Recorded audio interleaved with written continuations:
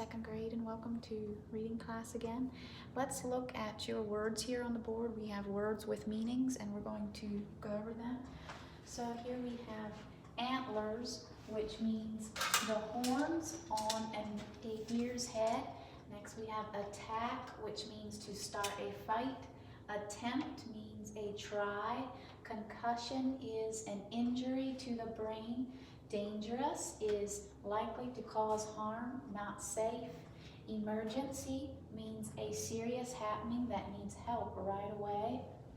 Fawn means a baby deer. Frequently means happening often. Orphan means a child whose parents have both died. Orphanage means a home for orphans. Quarreling means arguing or disagreeing.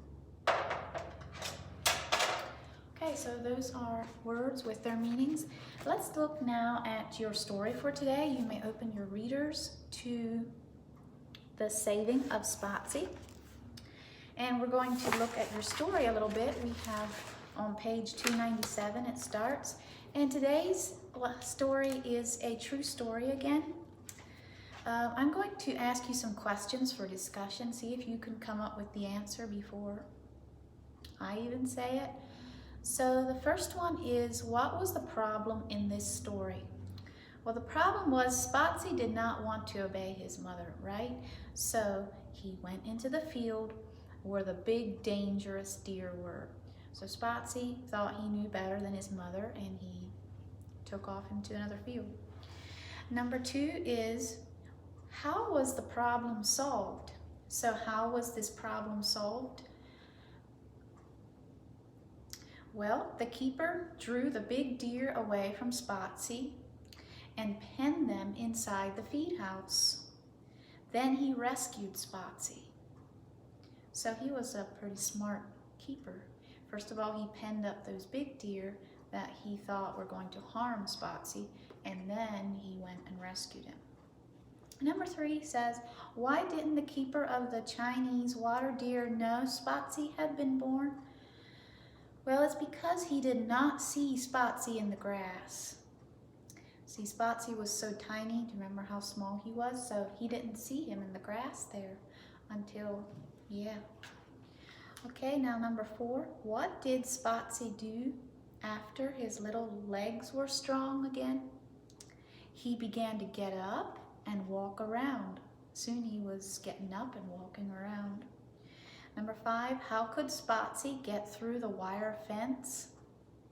He was small enough to stick his head and legs and body through the holes between the wires.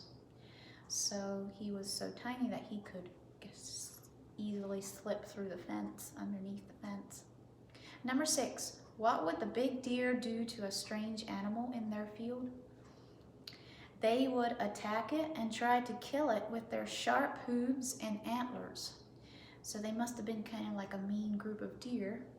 And so they actually would go and try to kill it with their hooves and antlers. How did the keeper find out that Spotsy was in the wrong field? Spotsy's mother was running back and forth along the fence and looking at something. So he figured there must be something wrong here. Number eight, why didn't the keeper go into the field right away to get Spotsy? It would not have been safe because if you remember how the deer, they probably would have attacked the Spotsy if they would have known that he was there. So it would not have been safe to go get the little deer right away. Number nine, what did the keeper do before he let Spotsy run in the Chinese water deer's field? First he did something to the fence. Do you remember what he did to the fence? He put a long, strong roll of chicken wire all along the bottom of the fence. And so that's what kept Spotsy from going into the Chinese water deer's field again. Okay, let's look now how many paragraphs are in each page. We're going to look on page 298 And so find page 298, which I'll show it to you here. And we're going to see how many paragraphs are on there. So here we are on page 298. And we have 1, 2, 3, 4, 5, 6, 7. 7 paragraphs. Remember, wherever it's dented in, that's a paragraph. So yes, there is 7 paragraphs on page 298. Okay, let's look next on page 300. So we have page 300 here. And so we start where it's dented in. So 1, 2, 3, 4, 5. 5 paragraphs. 5 paragraphs on page 300. Okay, next we have 304. How many paragraphs begin on page 304? So we have 1, 2, 3, and 3 paragraphs are on page 294, or on page 304.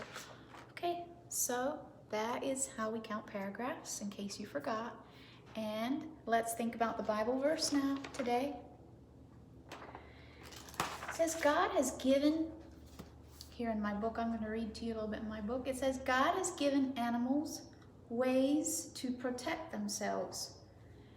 Let's discuss ways the following animals protect themselves. Well, if you'd be here, you could help me talk. But since you're not here, I guess I just have to talk. Well, anyway, let's think about the robins.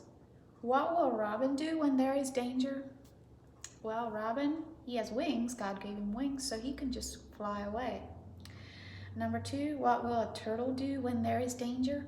And God gave the turtle a house, and it carries its house with it wherever it goes. So a turtle will hide in a shell whenever there's danger. It can just stick its head in the shell and it's safe. Number 3, what will a skunk do when there is danger? And God gave skunks like a strong smell, so a skunk can spray its enemy when there is danger, and so then the enemy, it can't stand that smell, so it will take off and run away. Number 4, what will a squirrel do when there is danger? And God gave squirrels an amazing ability to climb trees, and they have their long tail that helps them balance. So a squirrel will run up a tree when there's danger. Okay, and our Bible verse is, O Lord, thou preservest man and beast. Psalm 36, verse 6. And you may say that verse then to your mom sometime. And let's read those paragraphs on the bottom of that verse. It says, preserve means to keep safe or protect. God made people, birds, animals, and insects know how to protect themselves. When Spotsy was born, he was too little to run fast. At first, God gave him a spotted coat. He was hard to see when he lay quietly in the brown grass. God made his mother know she must hide him. By the time he was big enough to run fast, his spots had faded. So, below, I'm reading on the bottom of page 31 in your light units. It says, below are ways God preserves some of his creatures. Write an animal for each category. And so you have different things there that you will write in. I'm going to give you 4 names, and you can listen carefully as I tell you these 4 names, and then you can write these names in those categories, in the correct categories. So the 4 names are, you ready to listen? You may write them down too if you have a pencil handy. The 4 names of these animals that they have are deer, bird, rabbit, and mouse. So you can fit them in the right way. Again, I'll say it. Deer, bird, rabbit, and mouse. Okay? All right, I am going to let you work at your lesson today. Don't forget to read your story. Try to find someone to read it to. And try to use expression, like where they have you don't have a lot of direct words where people were talking today. So you might need to kind of change your voice a little bit as you read. Like sometimes he felt rebellious, so you might have to kind of act in your voice, make your voice act like rebellious. Or sometimes where the mother was firm with him, then you can make your voice sound firm. Surprised and worried, like when Spotsy's mom went and she didn't see her baby anymore. She was surprised and worried. Or slow and gentle, like when the guy came around to find Spotsy, he was slow and gentle. So yeah, try to use expression accordingly. Okay, I'm going to let you work out your lesson for today. Yeah, you have a good afternoon.